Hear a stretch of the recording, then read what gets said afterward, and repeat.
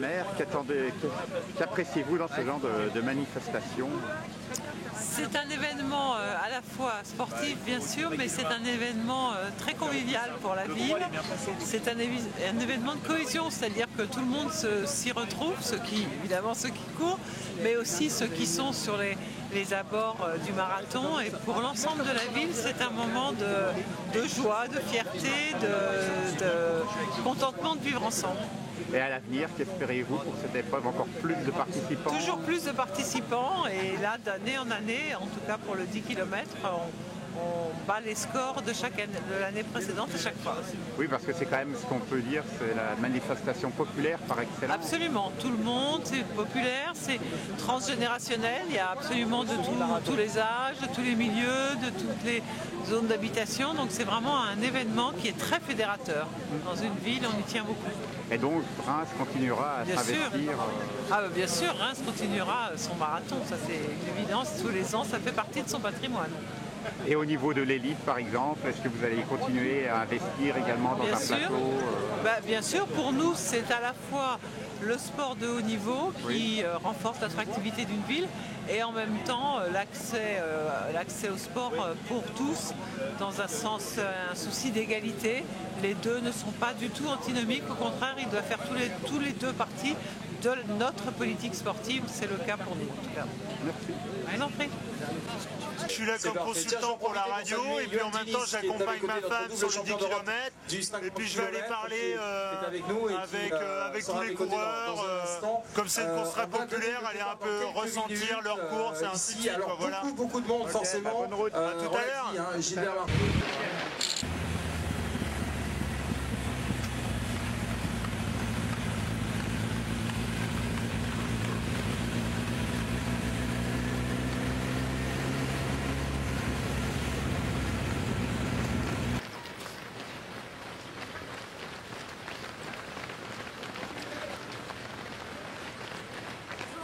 Bonjour. Allez Bruno! Allez Bruno!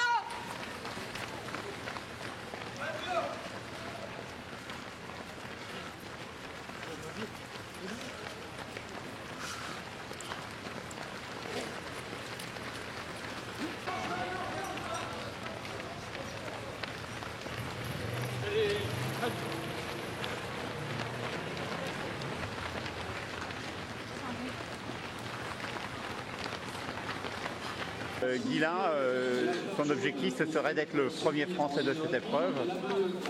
Tout à fait, comme j'ai fait au Mont-Saint-Michel, où je fais premier français en 2h24. Là, aujourd'hui, j'aimerais battre le record de 2h24, passer en 2h22 et évidemment faire premier français, si c'est possible. On verra bien.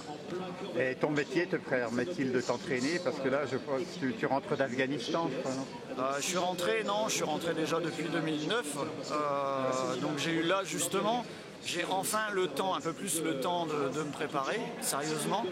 Et oui, mon métier de militaire me permet de faire du sport pendant les heures de travail, donc ça me donne quand même quelques facilités puisque je ne vais pas courir après le travail, quoi. Donc non, là que je pars un peu moins souvent, j'ai le temps de m'entraîner sérieusement et de voir des objectifs un peu plus importants. Et quand tu étais en Afghanistan, tu y es resté combien de temps? Est-ce que tu pouvais courir un petit peu quand même? J'ai réussi, malgré les missions, à m'entretenir, mais pas à courir concrètement, non, puisque j'ai dû faire en tout 11 mois en Afghanistan, en 2 missions. La dernière mission de 6 mois était très très éprouvante et j'ai pas pu vraiment m'entraîner sérieusement. Donc je m'y suis remis vraiment sérieusement quand je suis rentré et puis ça a payé, quoi, voilà. Parce qu'à l'occasion de la deuxième mission, tu étais où? En Kassissa? J'étais dans la vallée de Nerk et de Jalrez, ce qu'on appelle avec la mission des OMLT, avec les Américains. Donc mission très, très éprouvante et très physique, quoi. Donc, même si j'ai pas pu courir énormément, le physique était là et m'a permis justement de ne pas trop perdre. Voilà. Et parce qu'à la limite, pour vous défouler, vous faites de la muscu dans la base, non? Non, c'est surtout qu'on marchait énormément avec 40 kg sur le dos, donc à 3000 mètres d'altitude, je peux vous dire que physiquement, la préparation, elle est là aussi, quoi. Oui, et puis en plus, c'est pas possible de courir à cause des mines, je pense. Ah non, on peut pas courir partout, donc en fait, quand je courais, c'était, je tournais en rond sur 500 mètres, quoi, voilà. Et malheureusement, c'est que comme ça qu'on arrive à se maintenir, mais il n'y a aucun plaisir, quoi. C'est vraiment tourner en rond dans la poussière, mais c'est ce qui permet de rentrer sans avoir trop perdu. Et donc là, aujourd'hui, tu vas être vraiment libre de courir. Aujourd'hui, libre comme l'air.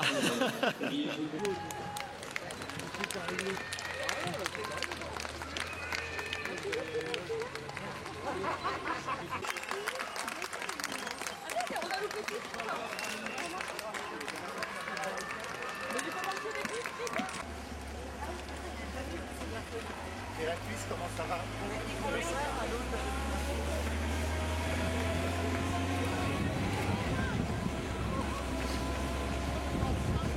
Mon docteur, il va dire en complot.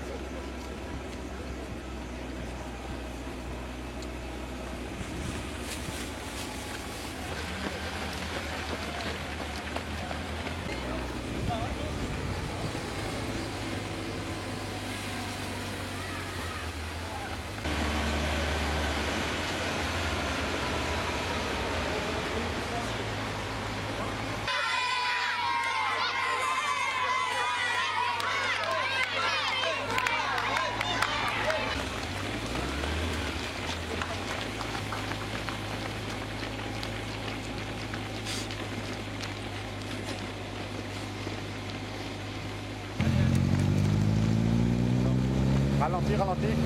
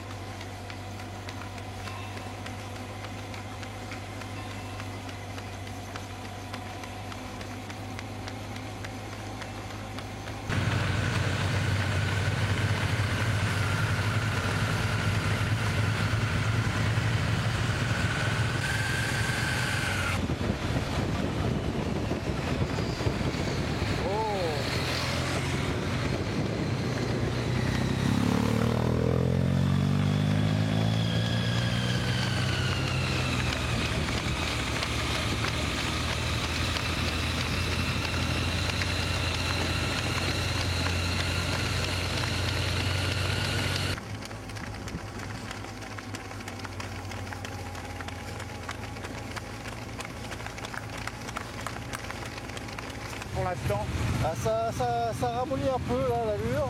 ils sont passés en combien au 15e? 45-48 quoi, allure 2 heures, un peu moins de 2h09 quoi. Donc c'est encore tout cela, c'est ce qui peut faire la force, c'est que s'ils veulent, ils vont accélérer à un moment ou à un autre. Quoi. Ok. Et Johan, qu'est-ce que t'en penses alors? Bah écoute, pour l'instant, on a l'impression qu'il se marque pas mal, mais ça a vachement ralenti quoi, parce qu'au début on était parti sur 2,8, 2,9, maintenant on est même sur 2,10. Je trouve qu'on pourrait peut-être aller un peu plus vite parce que quand même il y a du lourd, il y a des gars qui fait quand même 2,6, 2,7. Il y a des très bonnes conditions, il n'y a pas de vent, il fait chaud, enfin il fait bon, donc normalement c'est une course où on peut espérer normalement faire aux alentours des 2,8 quoi. Ouais. Après ils peuvent peut-être courir en négative split et aller beaucoup plus vite sur la deuxième partie.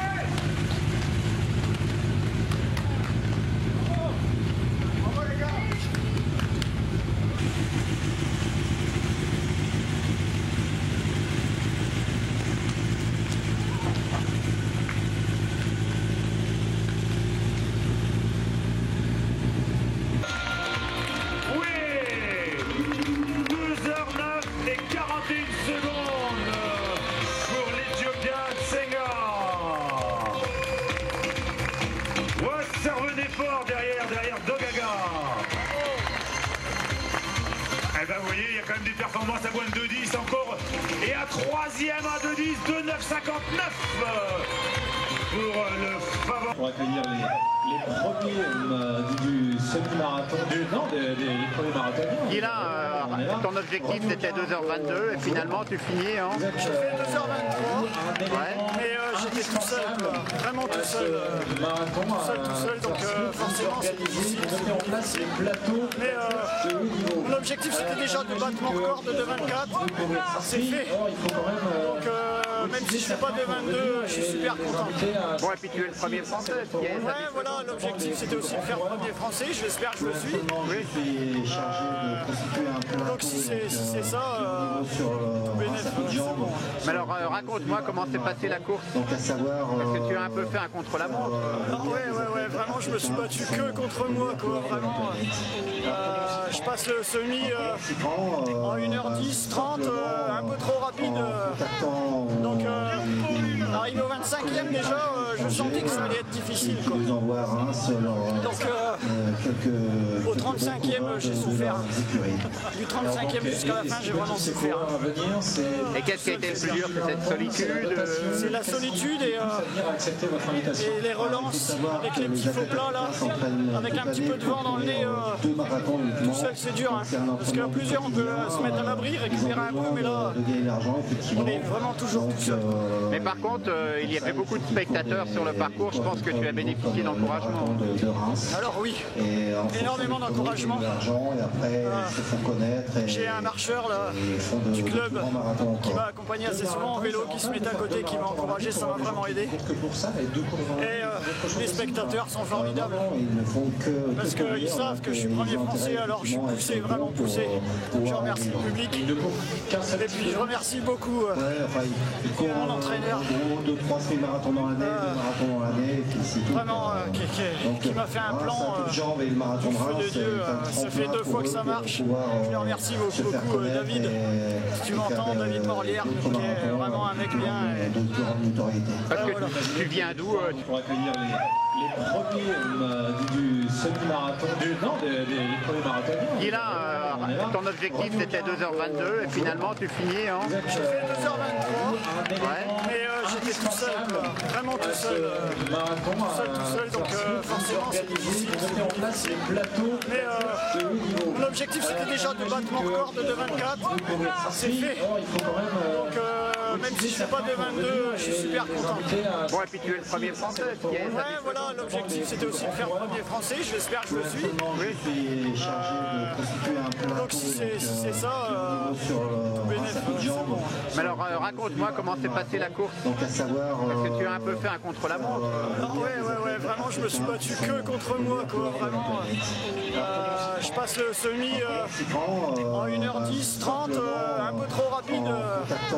Donc arrivé au 25e déjà, je sentais que ça allait être difficile, quoi. Donc au 35e j'ai souffert. Du 35e jusqu'à la fin j'ai vraiment souffert. Et qu'est-ce qui a été le plus dur? C'est cette solitude? C'est la solitude et les relances avec les petits faux plats là, avec un petit peu de vent dans le nez. Tout seul c'est dur, hein, parce qu'à plusieurs on peut se mettre à l'abri, récupérer un peu, mais là on est vraiment toujours tout seul. Mais par contre, il y avait beaucoup de spectateurs sur le parcours, je pense que tu as bénéficié d'encouragement. Alors oui, énormément d'encouragement.